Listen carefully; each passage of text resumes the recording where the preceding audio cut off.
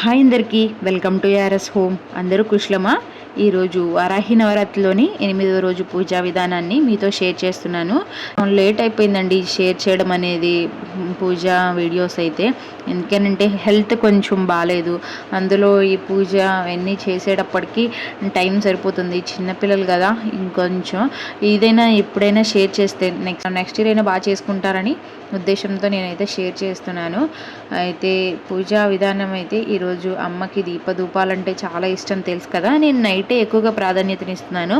ఇంకా అమ్మకైతే దీపాలను పెట్టేసి అమ్మకి ఈరోజు ఐశ్వర్య దీపం అయితే వెలిగించాను. అమ్మ వద్ద అష్ట ఐశ్వర్యాలు నా ఇంట కొలువుదీరి ఉండాలని నేను కోరుకుంటూ అమ్మకైతే ఐశ్వర్య దీపాన్ని వెలిగించాను. ఐశ్వర్య దీపం అంటే ఉప్పు దీపం, అందరికీ తెలిసే ఉంటుంది కదా.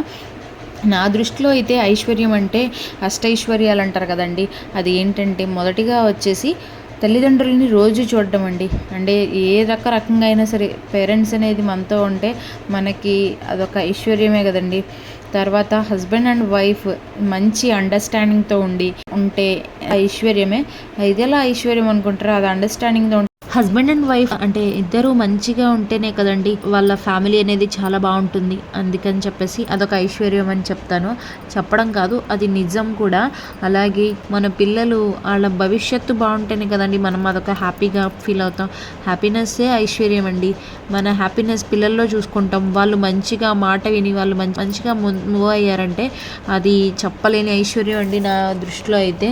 ఇంకా ఆర్థిక సమస్యలు అనేది లేకుండా ఉందనుకోండి, అది ఒక నెంబర్ 1 ఐశ్వర్యం అండి.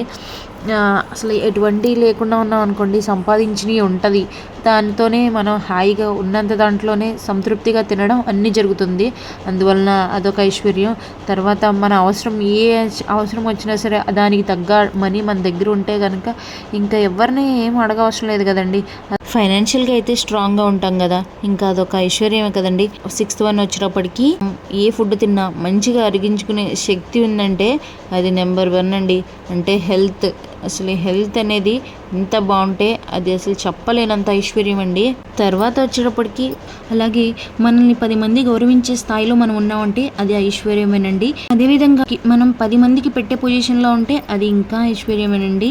ఇవేనండి అష్టైశ్వర్యాలు. ధూపదీప నైవేద్యాలు అమ్మకి సమర్పించుకుని ఇంకా తెర అయితే వేసేసాను. ఇదేనండి ఈరోజు వీడియో అయితే. ఈ వీడియో మీకు నచ్చిన నా ఛానల్ లైక్ చేయండి, సబ్స్క్రైబ్ చేయండి, షేర్ చేయండి. ఇంకో మంచి వీడియోతో మళ్ళీ